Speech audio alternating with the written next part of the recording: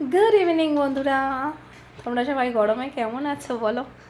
আমি গরমে পুরো আলু সিদ্ধ হয়ে গেছে, আর ওই জন্য আলু সিদ্ধ দিয়ে আজকে ও যখন এলো তারপর ওকে একটুখানি আলু কাবলি বানিয়ে দিয়েছি। আলু কাবলি দিয়েছি। ছোলা সেদ্ধ করে রাখবো ভেবেছিলাম, ছোলাগুলোকে ভিজিয়ে রাখতেই ভুলে গেছি। আর ছোলাগুলো শুধু সেদ্ধ করলে তো হয় না, একটু ভিজিয়ে রাখলে 4-5 ঘন্টা আগে সেটা বেশি ভালো হয়, তাই না?